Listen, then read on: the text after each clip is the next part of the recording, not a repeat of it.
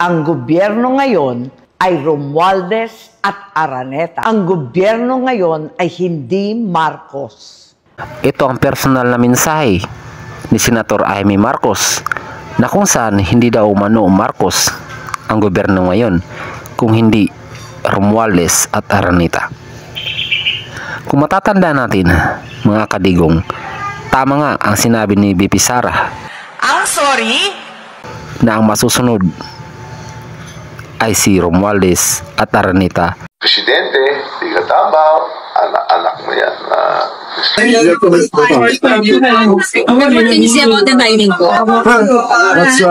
Sa mga panahon ngayon.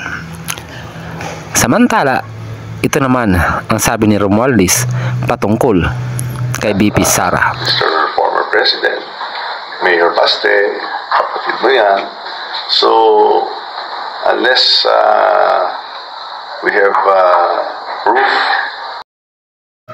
Kung matatanda natin mga kadigong, ay umalis nga itong si BP Sara sa Department of Education dahil kay Romualdez sapagkat ayon sa kanya na ang budget umano ng Department of Education na kung saan sana ito sa pagpapalago o paggamit sa mga paaralan ay napupunta lamang o ang nadesisyon lamang nito ay si Romualdez at saka si Araneta.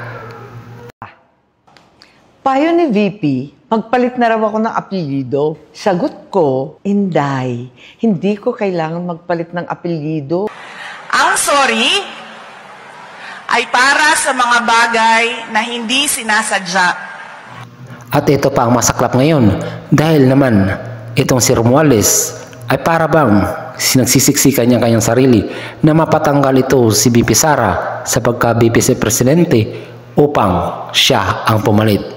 Kaya marami ngayon sa ating mga netizen ang nakakapaghalata na sa ginagawa. Muna niya sa kumaari, bakit nila inupuan ng 2 buwan ito? 2 buwang nakabinbin ang 3 impeachment complaints sa Senado at sa Kongreso. Kaya naman hinamon siya nitong Chis Escudero na ipaliwanag sa publiko kung bakit niya minadali ang pag-i-impeach kay BP Sara. Sa loob ng ilang araw magawa yon. Kung tila hindi sila nagmadali, anong pinaguhugutan at saan sila nanggagaling para madaliin kami ngayon? Ay dapat magbayad ka ng Marcos administration sapagkat pag siya na nga o itong si Romualdez na nga ang papalit bilang Vice Presidente ay kaya na niyang manipulahin o susulan itong presidenteng si Bongbong Marcos. Sa iyong pananaw mga kadigong, dapat nga bang palitan ni Romualdez itong si BP Sara sa pagka-Vice Presidente? Ano-ano naman kaya ang maitutulong ni Romualdez sa ating bansa? Madalas naman kasi itong Vice Presidente ay hindi naman ganun kahalaga sa isang presidente sapagkat kung ang presidente ay may bibigay na proyekto para sa Vice Presidente, ayun lamang ang kanyang panunungkulan. Matatandaan natin, ito nga si BP Leni noon. Nating Pangulo, yung magmamadaling samahan ka pag nahihirapan ka, handang magsakripisyo para tulungan ka, handang harapin kahit sino para ipaglaban ka.